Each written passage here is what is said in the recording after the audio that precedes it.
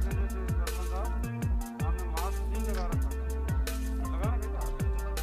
हाँ ठीक है ठीक है, मैंने सोचा कि कहीं परली आ जाएगी, किसी न किसी को तो आगे आना ही पड़ेगा ना आगे। चलो आप लोग आ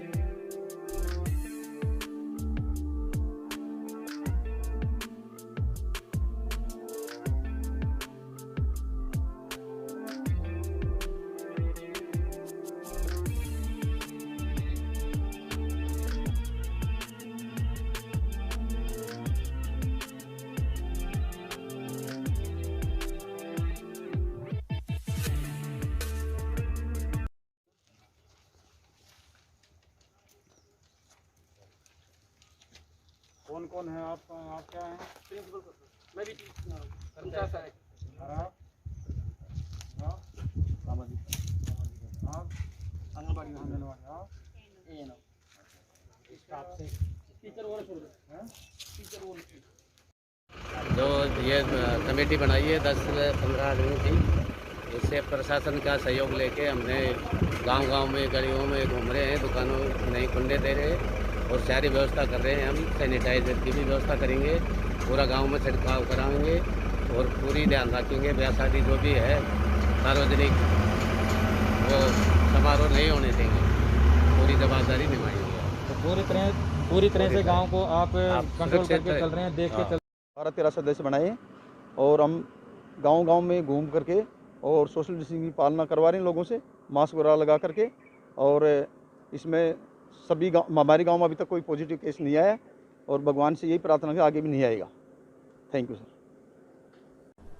वर्तमान में कोरोना महामारी चल रही है, इसके तहत राजस्थान गवर्नमेंट द्वारा जो लॉकडाउन की पालना के लिए पुलिस और प्रशासन को जो निर्देश दिए हैं और जो गाइडलाइंस जारी की गई है उसकी पालना पुलिस और प्रशासन करवा रहा है, परंतु सब जगह पुलिस और प्रशासन का पहुंचना मुश्किल है। इसके तहत यहाँ पे एक अभियान शुरू किया गया है, मेरा गांव मेरी जिम्मेदारी के तहत, क्योंकि अब की बार 70% से ज़्यादा जो केस हैं वो ग्रामीण इलाके से आ रहे हैं। इसी के कारण गांव के जो लोग हैं उनसे सहयोग लेने के लिए एक अभियान शुरू किया गया है, जिसका नाम रखा गया है मेरा गांव मेरी जिम्मेदारी। यानी कि जिसका गांव है वही अपनी जिम्मेदारी संभाले, पूरे गांव को प्रोटेक्ट करें कोरोना महामारी से।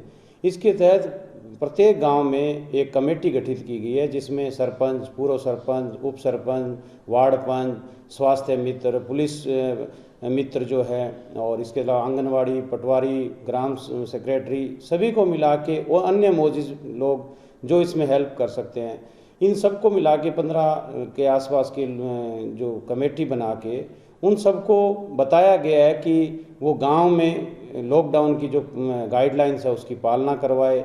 जैसे शॉप्स हैं वो टाइम से बंद हो जाए, मुख्यमंत्री चिरंजीवी योजना है उसका सबको लाभ मिले, वैक्सीनेशन के लिए प्रमोट करें।